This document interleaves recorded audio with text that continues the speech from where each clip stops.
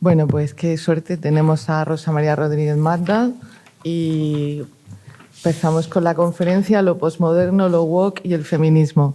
Enviarle un poquito el currículum de Rosa, ¿vale? Para que la conozcáis. Rosa María Rodríguez Magda, Valencia, España, es filósofa y escritora, licenciada en Filosofía y Ciencias de la Educación, doctora cum laude en Filosofía y Premio Extraordinario de Doctorado por la Universidad de Valencia, especialista en Pensamiento Contemporáneo y Feminismo. A los 25 años obtiene una cátedra de Filosofía de Bachillerato, que pronto, sí.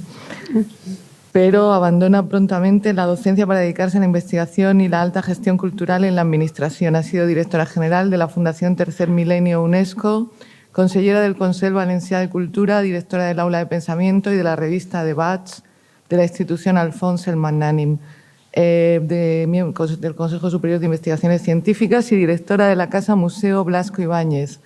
Ha impartido cursos y conferencias en diversas universidades de París, de Puerto Rico, de Nueva York, de Tokio, de Albania, de Estonia, de México, de Colombia. Desde su teoría transmodernidad conforma el eje del método educativo digital transmoderno. Ha obtenido el premio Juan Gil Albert de ensayo en 1996 con su libro El modelo Frankenstein, el de la crítica valenciana en 1999 por Foucault y la genealogía de los sexos, el internacional de ensayos jovellanos en 2008 por Inexistentes, Al-Ándalus de cómo los intelectuales reinventan el Islam y el Celia Morot de 2016 con De playas y espectros, ensayos sobre pensamiento contemporáneo. Otra de sus obras de ensayo, otras obras suyas son La sonrisa de Saturno, hacia una teoría transmoderna, Feminismo fin de siglo, La seducción de la diferencia, El placer del simulacro, Transmodernidad, razón digital y vacío, Encuentro en el café de Flor con Simone de Beauvoir y La mujer molesta, Feminismos por género y transidentidad sexual. En la narrativa ha publicado Y de las pavesas surgió el frío, Tríptico en algunas casas junto al mar y el poemario El deseo y la mirada. Ha dirigido 2 grupos de trabajo de expertas en el Centro de Estudios Políticos y Constitucionales de Madrid, fruto de los cuales son los 2 libros por ella coordinados, El sexo en disputa, de la necesaria recuperación jurídica de un concepto y hacia el final de la prostitución, abolicionismo y dignidad de las mujeres. Textos suyos han sido traducidos al francés, al checo, estonio, inglés, italiano y alemán. Colaboradora habitual en prensa, lo fue en especial del diario El Pueblo, Las Provincias, actualmente Levante y El País. Ejerció la vicepresidencia de Cultura e Investigación de Clásicas y Modernas, Asociación para la Igualdad de Mujeres y Hombres en la Cultura. Ha sido galardonado con el premio Isabel Ferrer de la Generalitat Valenciana en 2021 en reconocimiento a su labor en favor de la igualdad entre mujeres y hombres y el premio Dones Progresistas, así como fue nombrada embajadora de la paz por Women's Federation for the World Peace. Bueno. Vale. Nos queda espacio para el debate. Bueno, muchísimas gracias, Cristina. Espero que seas buena conmigo y no te portes como yo me porté ayer contigo, pinchándote y haciendo de abogado del diablo. No me pinchabas. Bueno, muchas gracias. Lo posmoderno, lo woke y el feminismo es el título de... Así se me oye, ¿verdad? De esta conferencia, pero vamos, lo que pretendo es incitar al debate. Empecé preguntándome esto cuando estaba reflexionando sobre qué es lo que debíamos debatir. Voy a poner las gafas porque de aquí no lo veo bien. Hay una cosa, lo posmoderno fue lo más guay hace 30 años o así, bueno, en los años 80. Y ahora se ha convertido en un insulto. Se ha convertido en un insulto. Ahora dice esto es lo posmoderno, esta cultura posmoderna. O sea, es lo peor que puede pasar. Pero en cualquier caso habrá que saber a qué nos estamos refiriendo cuando hablamos ahora en sentido negativo de la posmodernidad. Por otro lado, si veis, la French Theory y el posmodernismo tienen algo que ver realmente con el postestructuralismo francés. ¿Es Foucault el perverso origen de lo queer? A eso también, o sea, Foucault es lo más horrible, o sea, como si se hubiera plantado una reivindicación queer murió en el 84 y ahora leerlo o citarlo, excepto por algunos sectores sería lo más guay y por otros sectores sería como decir, bueno, este hombre... Bueno, si lo tenéis ahí no voy a leer. ¿Qué relación tiene lo woke con todo ello? ¿Cuál es el feminismo cuando desaparece? Estamos hablando de feminismo, pero estamos hablando de feminismo cuando no es feminismo. Actualmente tenemos una teoría de los géneros que habla y se dice feminista, pero que no es feminismo. Y una cosa también importante, el Me Too es el arranque de la cuarta ola. Sin embargo, visto desde fuera, el Me Too es pura cultura de la cancelación. Hemos estado viendo ayer cómo nadie en esta mesa estaba defendiendo una postura feminista que implicara una cancelación. Sin embargo, nos ven así. Y sin embargo, una serie de grupos sociales que se autodenominan feministas apelan a lo woke y a la cancelación. Luego, ¿cuál es nuestra situación en medio de todo esto? Entonces, ¿puede el feminismo ceder a la tentación de sumarse a la corriente de la victimización, de la denuncia? Estamos hablando de otro feminismo. Yo creo que ayer ya se insinuó el camino. Ni la denuncia ni la victimización. Hay una zona intermedia, que es la herencia de la agenda del feminismo de siempre, y creo que es donde estamos y donde debemos reivindicar nuestra posición. Estas eran un poco las preguntas. Y yo creo que a lo largo de los 2 días vamos a ir resolviendo o estamos resolviendo parte de ellas. Yo no tenía todas las soluciones, pero me gustaría que reflexionáramos sobre este esquema. Porque a mí me molesta cosas que se oyen en algunos debates o que se leen en prensa cuando, o sea, todo es culpa de la sociedad neoliberal. Todo lo posmoderno es horrible. Bueno, ahí hay un análisis que no se realiza. Evidentemente, las posturas conservadoras son canceladoras. Y lo estamos viendo perfectamente, no solamente en las guerras culturales, no solamente en el trumpismo, sino en la gestión, digamos, incluso administrativa o política de España. O sea, se puede cancelar simplemente quitando una subvención, prohibiendo algo. Eso no me preocupa. Es muy claro cómo cancela la derecha.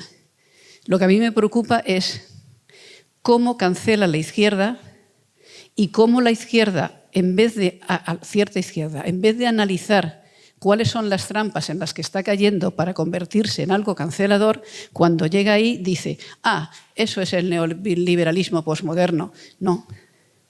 Los grupos woke o los grupos que están censurando o pidiendo la dimisión de profesoras en las universidades no son neonazis. Son gentes que se autoconsideran de izquierdas. Y en base a esa consideración están censurando.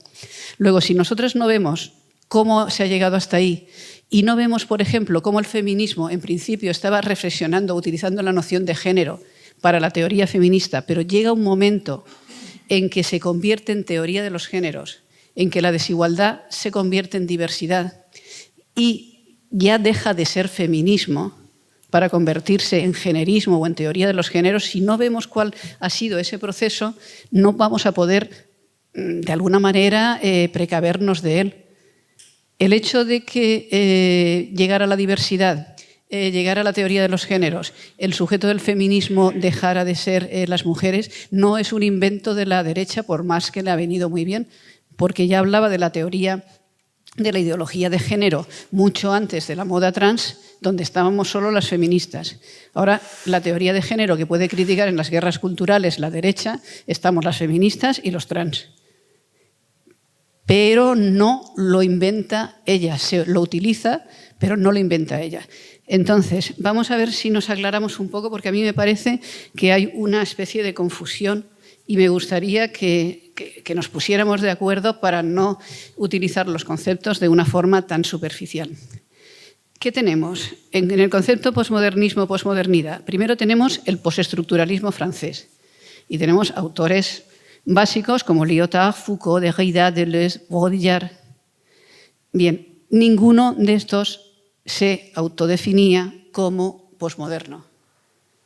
Es más, y lo he contado en algún libro, o sea, en una conversación con Baudrillard en París, en su apartamento, cuando estaba, y estamos hablando del 87, cuando estaba en auge lo de la posmodernidad, yo le decía, bueno, entonces que usted es posmoderno, ni hablar, que es un poco cuando surge la idea, porque él hablaba de transpolitik, de transexualité, entonces, cuando surge la idea, yo les digo, bueno, realmente es que esto más que post, porque no hay ruptura, es una transformación que no sabe dónde nos va a llegar. Yo digo una especie de transmodernité. Y entonces la idea yo le comenté, yo digo, bueno, ¿le parece el concepto bueno? Y dice, bueno, si somos pocos, me puede usted incluir dentro de esa transmodernidad. Pues, bien, ojo, que en el entrismo semántico que estamos sufriendo, donde se nos ha quitado la noción de género, donde se ha quitado la noción de mujer y se utiliza por otros, quiero decir, cuando yo hablo de transmodernidad, no estoy hablando de la modernidad de los trans. Ya os lo contaré cuando salga la segunda edición. Lo trans, hay trans más allá de lo trans. Pues, transportistas, no sé, trascendencia, bueno, hay más cosas, pero eso será cuestión... Transgresión, exacto, que son las dos. Bueno, eso ya os lo contaré en otra ocasión cuando salga la reedición del libro. Bueno, lo que quiero decir es que ninguno de estos, no sé si les gustaba mucho el término postestructuralismo, pero desde luego ninguno se reconocía como posmoderno. Luego tenemos el postestructuralismo francés, que es una cosa. ¿Qué pasa con el postestructuralismo francés? Pues que cuando empieza a estar de capa caída en Francia, los departamentos, sobre todo de literatura, de Estados Unidos, empiezan a llamarlo, sobre todo a través de Paul Lemon y de Derrida. Son los departamentos de literatura, lo que quiere decir que, por ejemplo, lo primero que se traduce de Foucault es que es un autor. No están viendo la filosofía que había subyacente a este movimiento. ¿Qué les pasa a ellos? Pues felices. Anda, que nos llaman a Estados Unidos, pues nos vamos por ahí, contamos todo lo que hay que contar. Y entonces aparece la French Theory. Esto es, en la Academia Norteamericana empieza a leer a los filósofos postestructuralistas desde un punto de vista, digamos, de literatura comparada por un lado, pero, esto es lo más importante, entremezclado con su propia tradición. El antirracismo, el feminismo gay, el feminismo, lo oí, ahí falta una coma, las revueltas estudiantiles, la teoría postcolonial. Y aquí cito a Spivak y a Baba porque hay una diferencia entre la teoría postcolonial de ese momento y después la teoría decolonial, que viene más no por la parte de Latinoamérica. Pero bien, entonces, ¿qué ocurre? Ya tenemos un conglomerado, tenemos una lectura un poco superficial de los filósofos franceses, mezclado con toda la tradición, digamos, social y conceptual y académica norteamericana. Y de ese conglomerado va a salir el siguiente recuadro. A ver,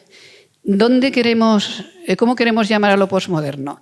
Los postestructuralistas no eran posmodernos, por más que hayan sido un poco los adalides o se les reconozca como los santos patrones del posmodernismo. El posmodernismo, pues, quizás había que situarlo a partir de esa lectura. ¿A qué llamamos? ¿Dónde empieza y dónde acaba el posmodernismo? Es una cuestión que cada persona puede elegir, pero lo que me gustaría ver es que cada fase es diferente. De ese primer momento de la French Theory, mezclado con los movimientos académicos y reivindicativos norteamericanos, sale la teoría crítica de la raza, la teoría de la interseccionalidad, la teoría decolonial, que ya digo que es una lectura un poco diferente del colonialismo, sobre todo centrado en Gosfrogel, Dussel, etcétera, todo lo que es la parte de Latinoamérica. La teoría queer, que aparece aparece como que después veremos un poco de dónde vienen las ramas de la teoría queer. Y la crítica al capacitismo, a la gordofobia, etcétera. Ahí ya tenemos un salto. Si la French Theory no es postestructuralismo, este cuadrado ya no es siquiera la French Theory. Hay como una exageración de determinados elementos que después veremos. De ahí pasamos a una elaboración, a ver, voy a adelantar algo. Hay una exageración porque si habría una serie de características, por ejemplo, el constructivismo, todo es una construcción social, todo es una construcción del poder, el sujeto de alguna manera desaparece y está manipulado. Esto que efectivamente en algunos casos, y después lo veremos, sí que está en los pensadores postestructuralistas, lo que se lleva es al exceso total, porque no es lo mismo decir que el lenguaje construye parte de la realidad, que no hay una realidad independientemente de la percepción, que decir que la realidad no existe. No es lo mismo decir que el lenguaje condiciona nuestros conceptos que decir que todo es lenguaje. No es lo mismo decir que el poder nos condiciona a decir que todo es poder. Y no es lo mismo decir que el sujeto no es el ser prepotente que podía ser, por ejemplo, en el de el ego cogito cartesiano, que decir que el sujeto no existe y está machacado y solo es una víctima. Ese salto ya se ha dado ahí. Luego, lo que hace falta es cómo nos rebelamos frente a esto. Nos rebelamos frente a esto según la teoría de la justicia social crítica.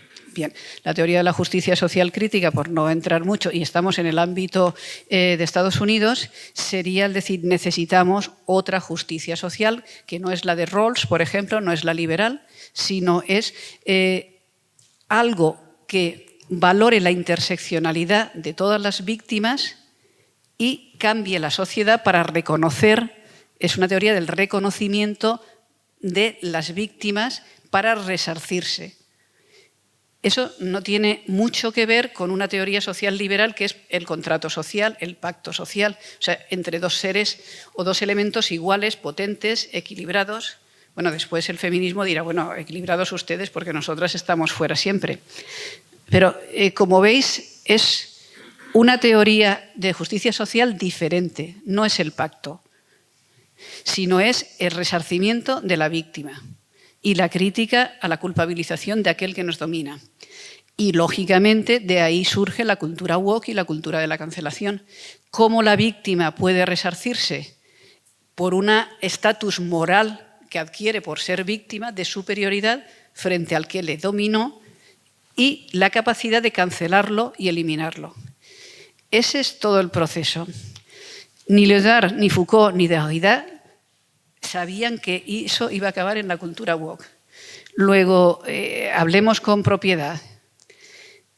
No podemos decir que ni que son posmodernos, ni que son woke, ni que de ellos viene lo peor de la cancelación. No digo que no haya una línea conceptual, pero es que esa misma línea conceptual podríamos decirlo. Bueno, Kant, en el giro copernicano de Kant, en vez de decir que nosotros conocemos porque percibimos las cosas, Kant dice, hay unas formas a priori de sensibilidad que conforman lo que nosotros vemos. Es como decir, bueno, pues ya estaba, en Kant ya estaba esto de que todo es lenguaje y que no existía en la realidad. No, hay que ver los matices.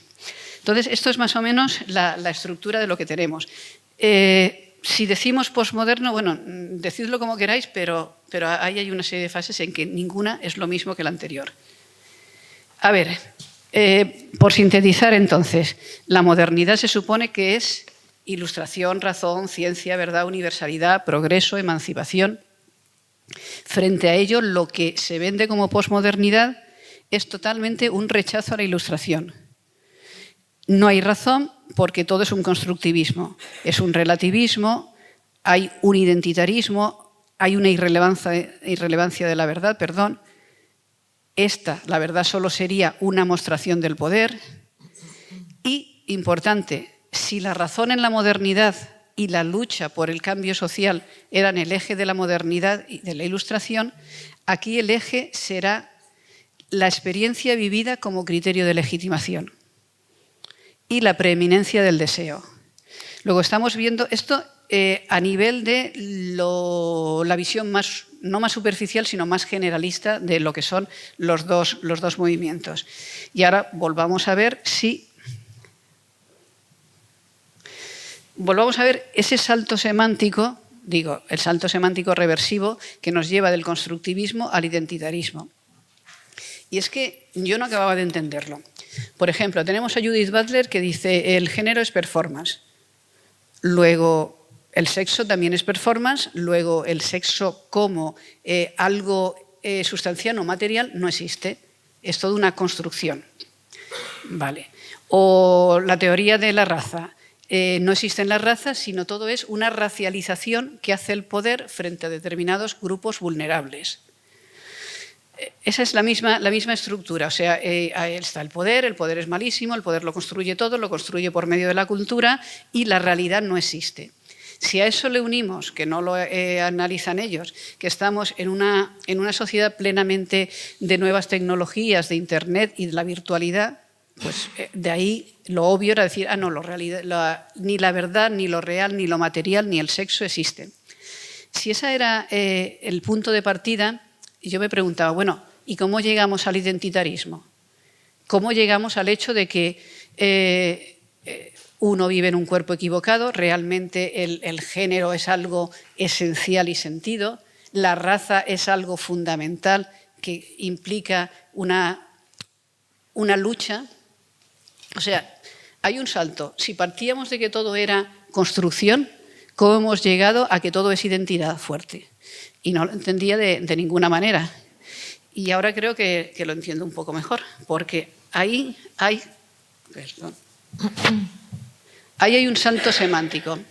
Partimos, pues, de la teoría crítica de la raza o de la teoría queer, que es totalmente performativa, que es totalmente una construcción. No hay esencia, no hay sustancia. Eso genera o está dentro de una visión relativista y multicultural. No hay una verdad absoluta y las culturas son equivalentes. Eso implica que el poder y el saber construyen la realidad.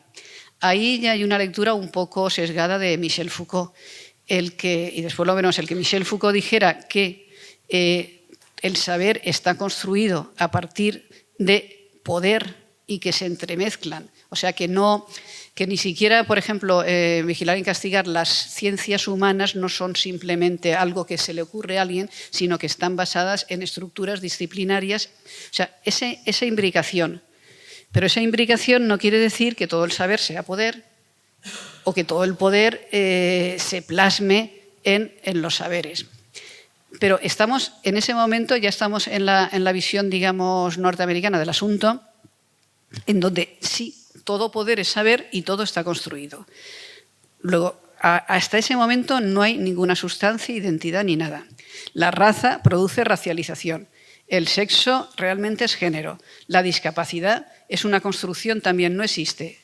Es algo que el capacitismo vertimos sobre las personas que tienen una diversidad funcional. Vale. Luego, en ese momento todavía no existe nada esencial. ¿Cómo pasamos a ese salto? Otra conclusión de eso es que no podemos apelar ni para el análisis ni para la lucha política, no podemos apelar ni a la razón ni a la identidad. No podemos apelar ni a la realidad, perdón, no podemos apelar a la razón porque toda razón es poder. Y no podemos apelar a la realidad porque toda la realidad está construida. Aquí ya vamos viendo cómo el delirio va creciendo a unos niveles tremendos. Bien, entonces el problema que tiene el grupo social que defiende esta visión es decir, bueno, si todo es construido, ¿dónde me apoyo yo para reivindicar? Porque si resulta que todo es construido, yo elijo el sexo que deseo, el otro elige la raza que...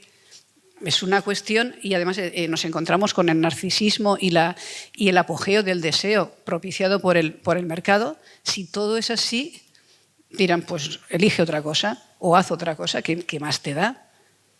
No, eso no se podía admitir desde una postura reivindicativa porque hubiera tirado por tierra gran parte de lo que se fusiona, que es toda la tradición norteamericana de alternativas, de luchas sociales, de márgenes. Por lo tanto, si no se puede apelar a la razón y no se puede apelar a la realidad, a lo único que puedo apelar es a la experiencia vivida.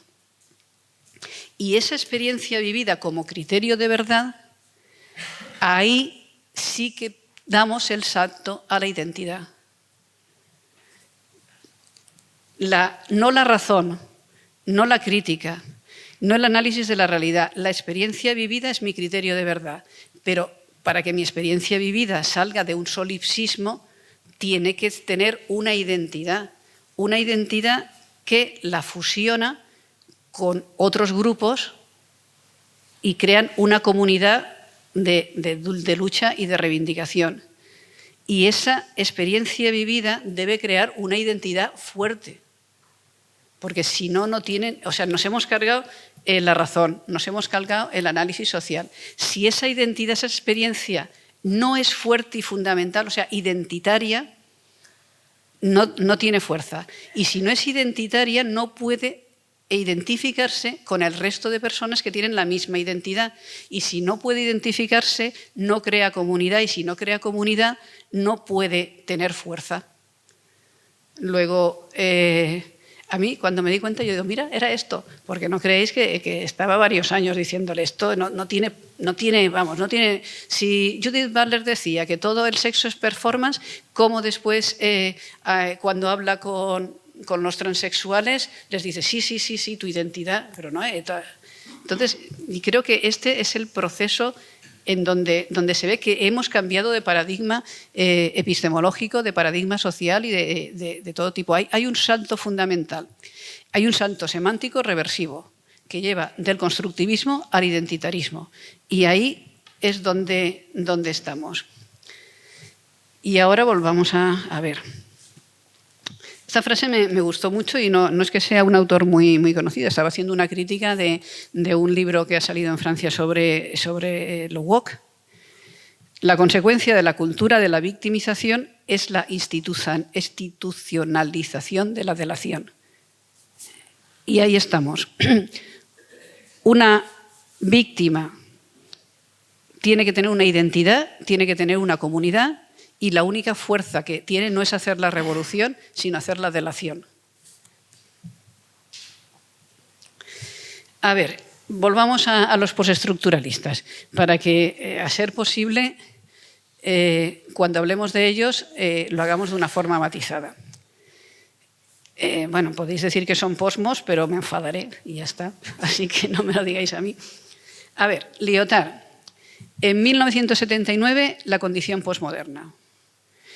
La condición posmoderna, bueno, el gran efecto que tiene a partir del 79 de crear lo que es la posmodernidad. La condición posmoderna se lee en todo el mundo, se lee en Estados Unidos, empieza hasta tal punto que solo en unos años más tarde, 7 años más tarde, pero estamos recogiendo textos desde el 82 hasta el 85, Lyotard se ve obligado, visto lo que toda la gente estaba entendiendo por posmodernidad, a escribir lo posmoderno explicado a los niños, diciendo, por favor, señores, que no es eso, que no es eso. Porque esa deriva que yo he comentado antes, hasta el delirio de no existe la realidad, todo es poder, todos somos víctimas, empezaba ya a transmitirse un poco a partir de ese momento. Vale.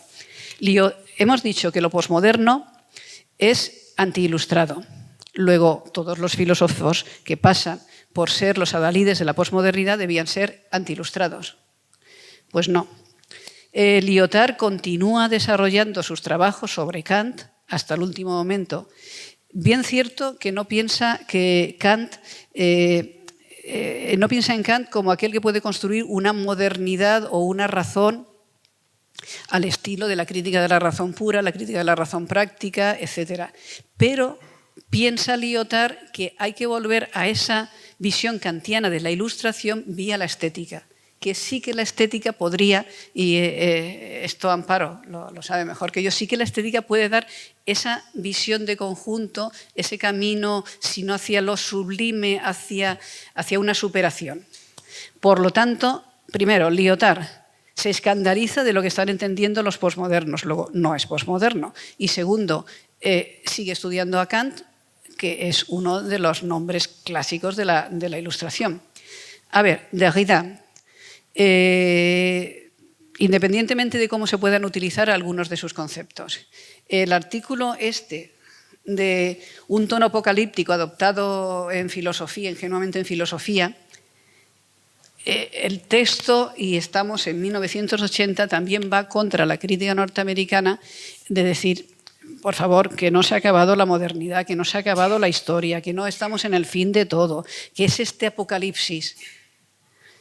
Luego, efectivamente, no podemos decir tampoco que Derrida fuera responsable de cómo se han desarrollado algunos de sus conceptos.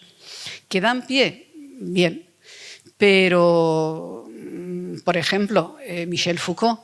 O sea, yo hice mi tesis doctoral sobre Michel Foucault, Foucault y la genealogía de los sexos, y lo que hice fue aplicar la filosofía Foucaultiana a la teoría feminista. ¿Que a Foucault no le importaban nada a las mujeres? Bueno, sí, ¿y qué? Ya dijo que su pensamiento era una caja de herramientas, pero cabía esa interpretación, que había una interpretación de aplicar la arqueología, el método arqueológico de Foucault a la arqueología de búsqueda sobre los restos de los datos de las mujeres. La noción de genealogía de Foucault a una genealogía de las mujeres.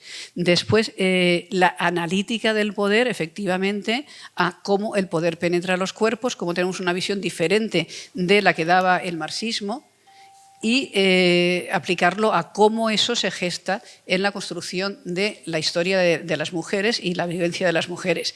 Cómo se puede aplicar también el último Foucault, que es el de le souci de soi o el uso de los placeres. O sea, cómo esa noción del cuidado se ha gestado en el caso de Foucault desde un punto de vista de los hombres y no de las mujeres, cómo se puede comparar esa noción de cuidado y de exigencia de desarrollo de sí entre hombres y mujeres.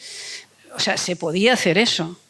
Luego, por lo tanto, no cabe decir que Foucault es simplemente el prequeer que justifica todo. Como, por ejemplo, Foucault tiene un opúsculo comentando qué es la ilustración de Kant, donde efectivamente no va a desarrollar un kantismo, digamos, estereotipado, pero va a decir que es necesario una antología del presente y una revisión constante de cómo la razón está en ese presente.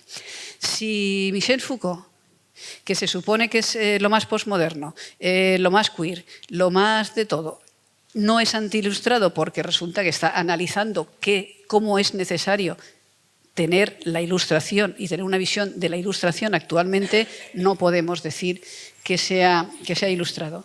Y ahora otra cosa que comentaste tú, Cristina, el libro sobre Hercule Barban, la hermafrodita del siglo XIX. El problema con Hercule Barban es que los doctores, como comentaste tú, decían, bueno, ¿es hombre o mujer? Y Michel Foucault analiza, dice, ¿por qué necesitamos tener un sexo verdadero? ¿Y por qué la verdad reside en el sexo? Entonces, independientemente de otras cosas, él lo que hace una crítica es totalmente a esto. ¿Cuál es una de las líneas fundamentales de la teoría queer? Que nuestra verdad reside en el sexo y que además tenemos un sexo verdadero.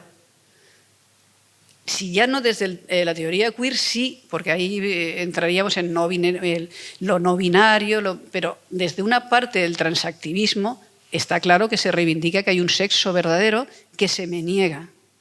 Por lo tanto, si está diciendo justamente lo contrario, no hay necesidad de tener un sexo verdadero y además el sexo no es nuestra verdad. Llevamos décadas en donde la verdad de los seres humanos es nuestro sexo o reside en nuestra sexualidad. Y eso ha sido fatal para el feminismo, que efectivamente uno de los ejes es la reivindicación de esa sexualidad libre, pero no todo se reduce al sexo. Y como veremos un poco más adelante, hay un artículo que hace muy poco de Rosa Cobo que lo atinaba muy bien. Es decir, es que hay dos tendencias. O sea, dentro de cierta tendencia, la única reivindicación es la libertad sexual y la libertad de relación sexual y de identificación sexual, que está muy bien, pero el feminismo solo coge una parte de esto. La reivindicación del feminismo es cualquier violencia contra las mujeres, cualquier desigualdad contra las mujeres. Luego, esto de preocuparse solo por la libertad sexual, pues no es feminista, no tiene por qué estar dentro del feminismo y encima no tiene por qué usurparnos la noción de feminismo. Porque a quien le preocupa solo la libertad sexual no le está preocupando la desigualdad entre los salarios, el problema de la violación. Por lo tanto, es clarísimo, no pasa nada. Si eso es muy interesante y el movimiento feminista nos hemos aplicado a la liberación sexual y a la igualdad sexual y al deseo de las mujeres, pero eso es una parte nuestra. Y en cambio vuestra es todo, porque no os interesa nada de lo que nos interesa el feminismo y de lo que es básico. Entonces, creo que ha quedado claro. Por favor, no digáis que los filósofos postestructuralistas son posmodernos y antiilustrados, porque no, filosóficamente no es verdad. A ver, sigamos. Teoría de la raza. Ahí hay algunos datos, esto sí que se ve, porque sabía que si os los tenía que decir no me acordaría ni de las fechas ni del nombre, o sea que ahí lo veis. Ahí hay un salto fundamental en la teoría crítica de la raza. En Luther King, cuando aquello de tengo un sueño y quiero que para mis hijos no influya para nada la raza. Luego está haciendo un discurso universalista. En cambio, unos años más tarde, porque eso estamos en el 65, unos años más tarde, Fanon lo que está reivindicando es nosotros somos los damnificados, los oprimidos. Por lo tanto, tenemos que revolvernos frente a esa opresión, que es muy legítimo, pero ahí hay un salto.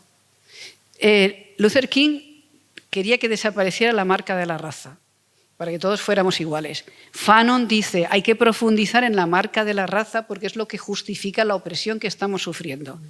Luego hay un paso del universalismo al identitarismo, ya ahí. Que después en todo el Stay Woke, el Black Lives Matter, no lo repito porque lo sabemos, pero quería que se viera ahí. Y hay otro salto a una conceptualización de todo ello en lo que es la teoría crítica de la raza.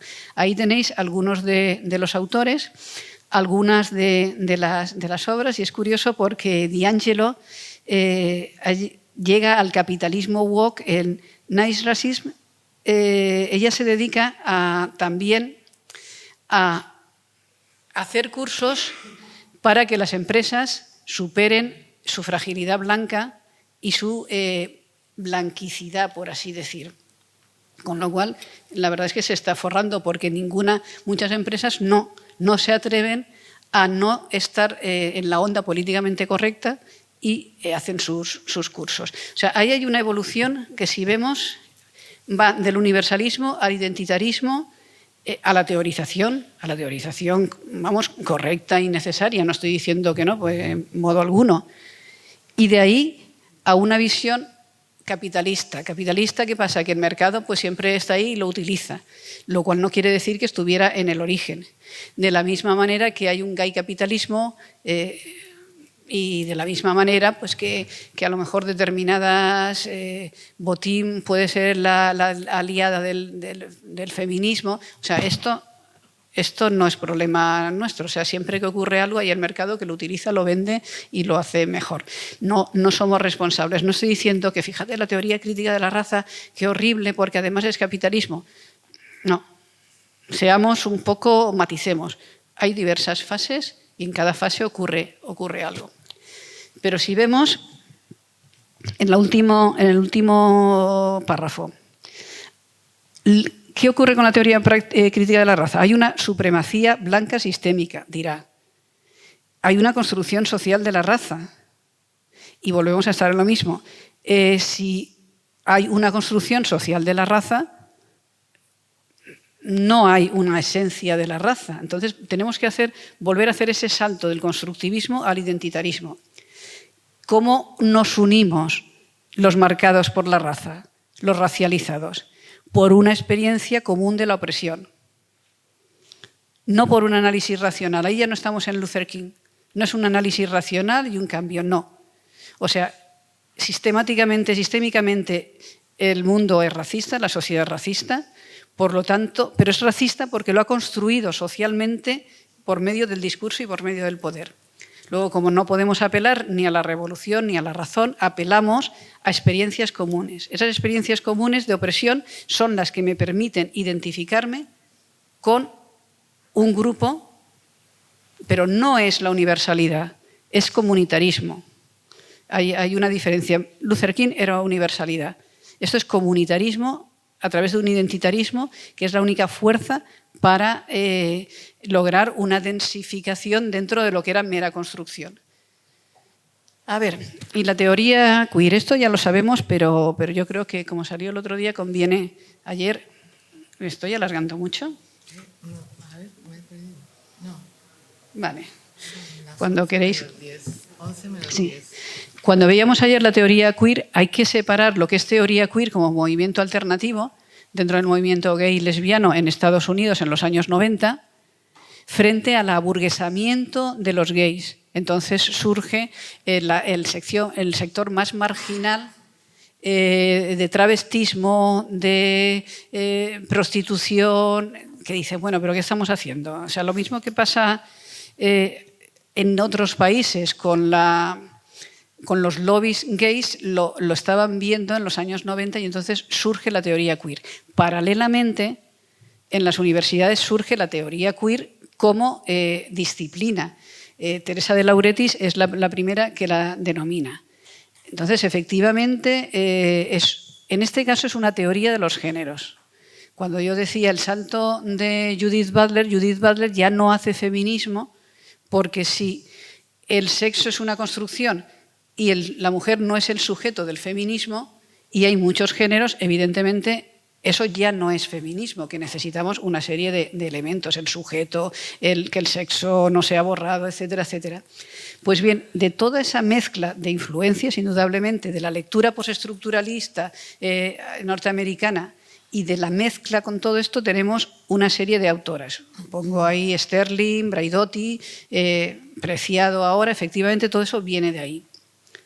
Viene de ahí, pero claro, los transactivistas no tienen por qué ni conocer su historia ni haber leído la teoría queer. O sea que ahí se juntan. ¿Qué problemas tenemos con la teoría queer? Esto, lo que acabo de comentar, que anula el sujeto del feminismo, que minimiza el sexo, que pasa a ser también un constructo social, que cambia sobre todo el modelo de la diferencia sexual entre hombres y mujeres por el de la diversidad sexual.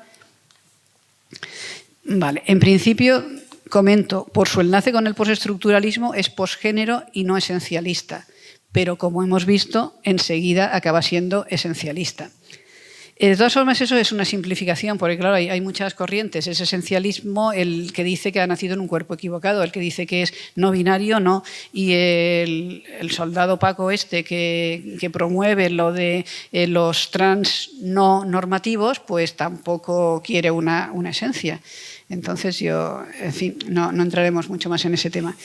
El problema del transactivismo es más duro, porque sí que es, en ese caso, cierto transactivismo sí que puede ser esencialista, la teoría del cuerpo equivocado, el que reproduce los estereotipos sexistas, el que tiene una agresividad total contra nosotras, las feministas. ¿Y te acuerdas cuando me invitaste aquí a una conferencia en la Universidad de Murcia, que pudimos gozar de 20 minutos de penes erectos, bromas, insultos? Y como era online, una se distanciaba mucho y decía, ya pararán. Un ataque cibernético de un grupo trans. Bueno, pero de poca calidad, porque compraron esos que compran los bots en Rusia, que son más baratos, y entonces no se le entendía mucho los insultos, pero... Quedó muy bien, fue performativo. Sí. En fin. Aquí volvemos a ver en la teoría queer, si vamos al último, lo mismo. Hay una crítica al binarismo heterosexual, el sexo es una construcción, el sexo-género es lo mismo. ¿Y qué tenemos para ver ese salto hacia lo identitario? Experiencias comunes de la opresión. Entonces, ¿qué prevalece? El género-sentido. Es que, claro, cuando dices, ¿y cómo esta gente habla del sexo, el género-sentido? Cuando me parece una cosa un poco absurda, pero si ves cómo viene, es que necesariamente, si es un constructo, no tienes ya, si has borrado el sexo, ¿a dónde te agarras? Te tienes que agarrar a una experiencia común y por eso es sentido, el género y el sexo sentido, porque tiene que ser una experiencia vivida. Lógicamente no tendría ningún sentido, pero psicológicamente para hacer una movilización lo tiene entero. Entonces tenemos a identitarismo frente a universalidad. A ver. Y este es el problema con el feminismo. O sea, como veis, voy más o menos respondiendo a las preguntas de, o sea, ¿por qué lo woke es un insulto? Digo, lo posmo es un insulto, porque los filósofos tal, la ilustración. El feminismo necesita un sujeto, y ese sujeto es negado por la teoría queer. Que venga porque el postestructuralismo hizo una crítica al sujeto, pero a ver, los postestructuralistas franceses estaban en sus medios, en sus departamentos, y estaban haciendo una revisión del humanismo y una revisión del existencialismo y una revisión de la fenomenología, y no estaban pensando que iban a cargarse toda la razón de Occidente, que es un poco a lo que se ha traído. Entonces, la teoría queer niega que las mujeres seamos el sujeto del feminismo. Luego, si no somos sujeto, no hay forma de reivindicar. El transactivismo niega la noción de mujer. Por gentrificación semántica ha tomado la noción de mujer y dice, bueno, las mujeres nos convertimos en una subclase de mujer y ellos realmente en las mujeres más verdaderas, puesto que han elegido el ser mujer y nosotras tenemos el privilegio de haber nacido mujer. Y por otro lado, el sexo está negado por las leyes y sustituido por el género. A ver cuando revisan no solo la ley trans, sino toda una serie de leyes que han ido introduciendo esa identidad de género, esa en el fondo identidad sentida, porque si no, no va a haber forma de hacer nada, aunque no haya, como se pretendía en Argentina, una ley específica que prohíba la denominación de sexo y que haga que desaparezca la categoría de sexo en cualquier formulario o cualquier cuestión jurídica. Entonces, ¿qué tenemos? Que sujeto, mujer y sexo podía o estaba fundamentado en el horizonte de llegar a la igualdad entre hombre y mujer. Todo lo demás nos lleva a la diversidad. La diversidad lo que produce es una política del reconocimiento. Yo quiero que me reconozcan como diverso. En cambio, la igualdad entre hombres y mujeres lo que produce es una lucha y un cambio social. Por lo tanto, no estamos hablando de lo mismo. Aquí era lo que comentaba. Dentro de eso tenemos dos agendas totalmente diferentes, que era lo que me comentaba antes. Que la libertad sexual, la diversidad sexual, la crítica a la heteronormatividad, el binarismo sexual sea necesario y ha formado parte de nuestra lucha del feminismo, claro, pero hasta que se nos ha usurpado el nombre, la historia, la genealogía. Eso solo es una parte y además no lo decíamos en el mismo sentido, lo decíamos en el sentido que hemos visto antes de desigualdad entre los sexos, no de reconocimiento de la diversidad, que no pasa nada por reconocer la diversidad, pero no es lo que nosotros estábamos haciendo. Y el sujeto, pues, aparte de la usurpación, en la agenda queer transgenerista el sujeto es LGTBIQ. En el nuestro somos nosotras las mujeres, que no es exactamente lo mismo. El hecho de que una mujer pueda ser lesbiana o que... Es que lo de la I no sé para qué figura ahí, porque, en fin, no entramos. Y la dimensión de la agenda queer es el reconocimiento de las identidades sexuales. Primero, las feministas no pensamos que existan identidades sexuales en el sentido que hemos visto de victimización, resentimiento, anulación del sexo, superposición del género frente al sexo. Las identidades sexuales, cuando se habla de identidad sexual desde el feminismo, se ha hablado, no es eso, no es un esencialismo interior, ni una igualación de sexo y género. La dimensión, pues, de la agenda queer es de alguna manera el reconocimiento de esas identidades sexuales. La dimensión del feminismo es global, no estamos hablando de este grupo, estamos hablando de todas las mujeres del mundo y, si me apuras, de la sociedad en conjunto, hombres y mujeres. Luego, hay dos agendas. Luego, la teoría queer no es feminismo, sino teoría de los géneros. Y eso también tiene que quedar claro, porque hay una parte, cuando decimos las olas del feminismo, según la clasificación internacional, no según la que hacemos en España, lo queer es la tercera ola. La cuarta ola vendría con el Me Too. Pues ahora se me ha ido lo que iba a decir. Vale, sí, ya sé. La tercera ola sería lo queer. Pues bien, lo queer será la tercera ola, pero no es feminismo. Empezó siendo feminismo, pero cuando tú reflexionas sobre el género, un poco la semilla estaba ahí puesta. El género es construido, claro, el género nos lo imponen, socialmente, sí, eso ya está en Simone de Beauvoir. Luego, si nos lo ponen y es construido, será construido de múltiples formas. Luego, entonces habrá muchos géneros. Luego, ahí ya nos hemos perdido. Y si encima esos múltiples géneros usurpan el lugar del sexo, pues ya no estamos en ningún sitio las mujeres. Por lo tanto, la tercera ola, o sea, la ola queer primero, además, es la tercera ola y estamos en la cuarta. Luego son unas antiguas, o sea, nosotras no somos unas viejas transfobas ni anticuadas, no. Nosotros estamos también en la primera, en la segunda, en la cuarta. Ellos son antiguos, están hablando de una filosofía, de un pensamiento que tiene más de 30 años en Estados Unidos. Luego, que no vengan ahí con que ese es lo último. Eso está pasado de moda. Ahora estamos en otra cosa. Y claro, como tenemos energía, estamos en otra cosa, y teníamos 20 años hace X, teníamos 30 hace X, y ahora tenemos lo que nos da la gana, pero estamos en la actualidad y reivindicando un feminismo de futuro. A ver, esto ya está. Y ahora ya, una vez aclaradas las cosas, o por lo menos intentando aclarar, lo que ya me parece que es el tema de estas jornadas, y que cuando planteamos el Congreso y el proyecto al Ministerio era lo que nos preocupaba. A ver, estamos en la cuarta ola. Bien, el Me Too. Si os acordáis, las grandes manifestaciones del 17, del 18, del 19, la huelga,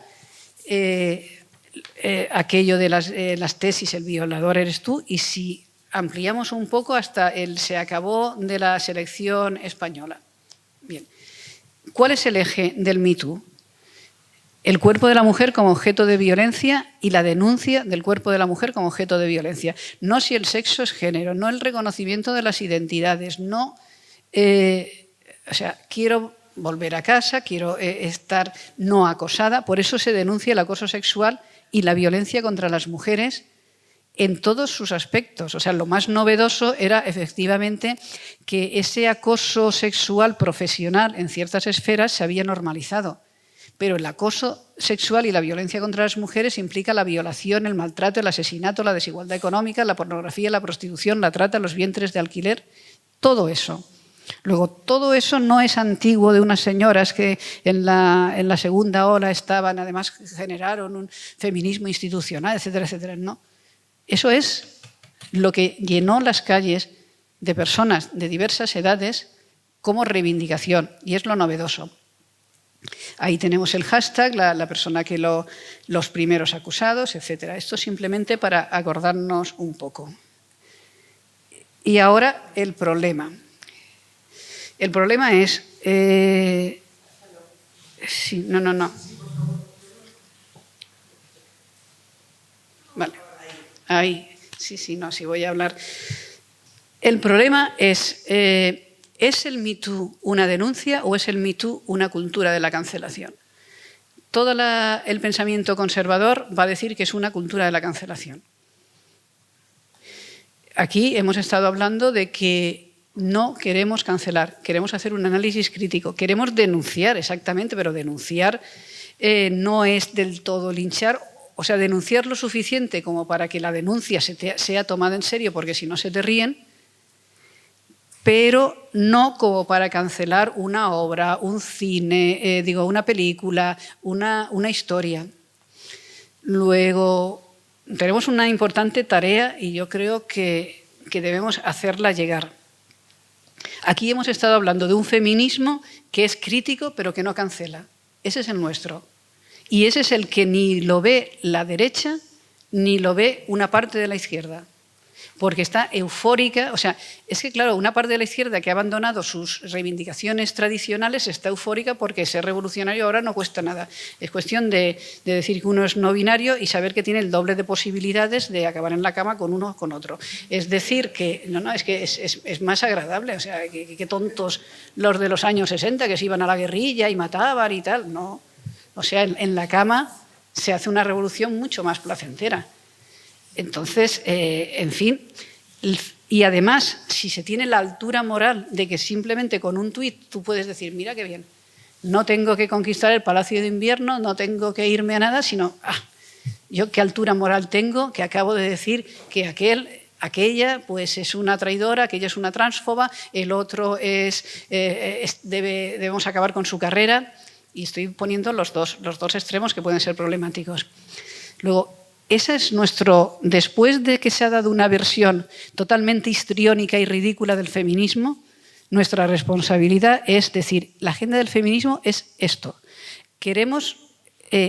Somos herederas efectivamente de la cuarta ola del Me Too, pero ¿cómo encontramos ese nivel entre la crítica fuerte, contundente, y no el linchamiento simplemente por diversos motivos. Esa es la problemática. Por eso yo aquí he puesto algunos de las reacciones negativas de Camille Paglia, de Margaret Atwood. No sé si lo leéis o queréis que lo lea. Camille Paglia, todo eso frente a la cultura de la cancelación. Dice, para todo se necesita pruebas y no me parece bien estas acusaciones que salen de ninguna parte 30 años después. Eso no es democracia, eso es fascismo al más bajo nivel. No podemos apoyarnos en esta violación rampante de los derechos del hombre. ¿Qué clase de feminismo se puede construir basándose en esa clase de injusticias contra los hombres? En definitiva, si el movimiento MeToo actúa de manera plausible y coherente, puede ser un aporte. Por el contrario, si se transforma en una mafia, me temo que será un retroceso para las mujeres. Ojo, que no pongo esto porque yo estoy de acuerdo. Quiero decir, esta es una reacción. Bueno, ya sabemos que Camille Paglia es muy heterodoxa, está por un feminismo amazónico y fuerte. Y esto es un poco lo mismo que encontramos en algunos de los autores cuando decimos, ay, es que el buen feminismo se pasó ya no es el buen feminismo, ahora solo quieren acabar con los hombres, ahora se ha pasado demasiado, etc.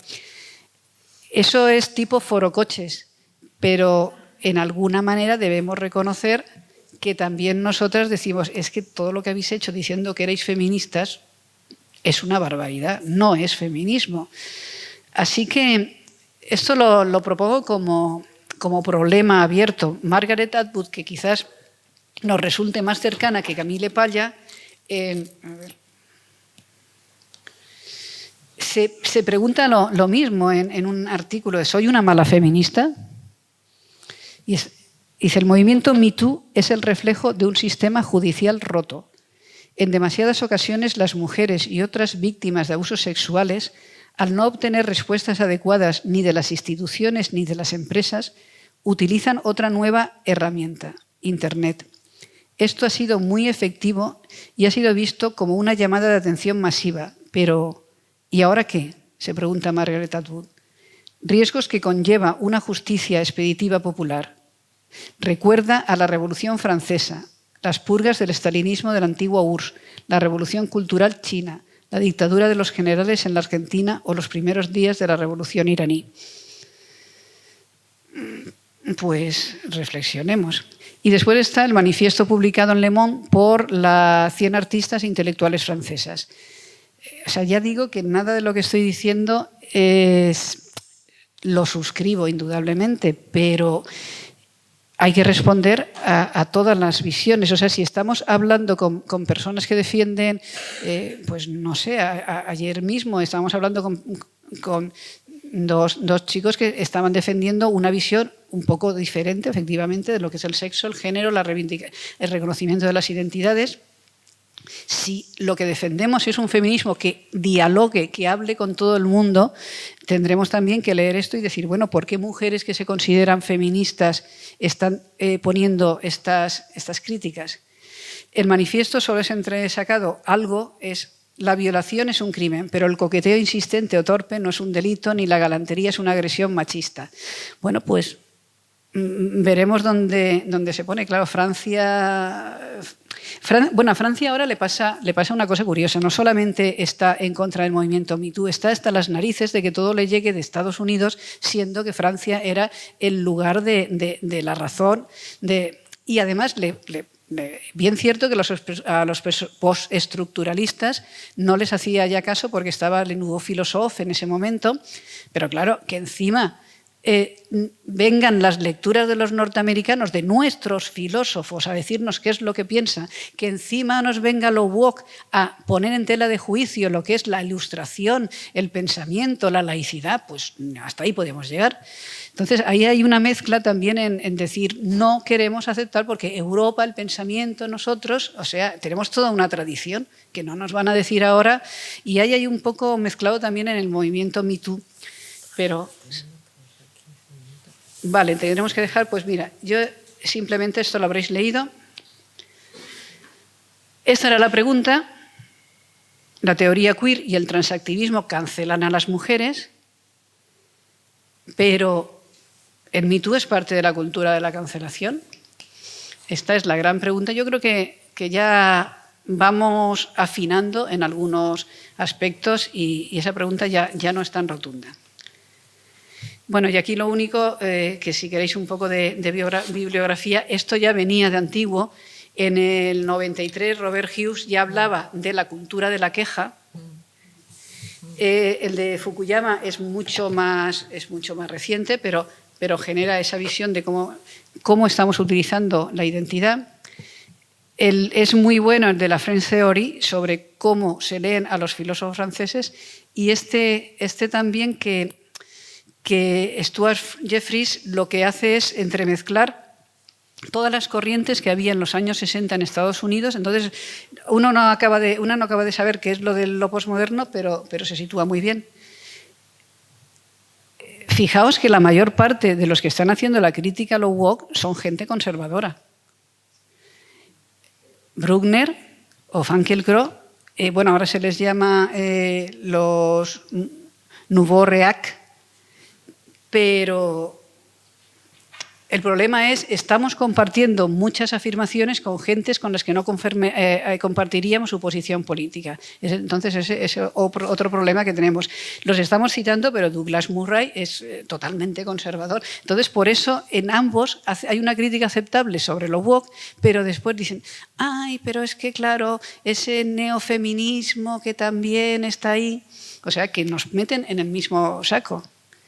Y ya estoy acabando. El de las teorías cínicas, que no nos ha dado tiempo a comentar y que yo tengo mis críticas. La crítica es fundamentalmente que saben muy poca filosofía y que están haciendo una visión de las corrientes filosóficas y de las corrientes sociales de Estados Unidos un poco superficial y sesgada. Y además que las odian. Luego, o sea, yo no diría que esta crítica es de izquierdas, ni mucho menos. Entonces, es liberal, y liberal en el sentido nuestro, no en el sentido de Estados Unidos. Bueno, y aquí, como hemos tenido a Carmen, pongo el suyo. Y el de la izquierda woke, o sea, es el único que diría, bueno, lo woke, la izquierda no equivale a lo woke, pero ojo, la visión que está reivindicando de la Ilustración es una visión totalmente que se ha superado. O sea, nosotros no podemos volver ahora a la Ilustración, porque todo eso que ha pasado, todo el pensamiento y los movimientos sociales que han pasado a lo largo del siglo hacen imposible, habría que matizar mucho esa ingenuidad de la Ilustración. Y con esto acaba, y muchas de las críticas que se está haciendo frente a lo woke, lo posmo, lo tal, implican reivindicar la Ilustración, con lo cual no hemos entendido nada. Y si no analizamos y asumimos sintéticamente los retos de la modernidad con las críticas de la posmodernidad, no estamos haciendo nada. Y muchas gracias por todo. Ya está.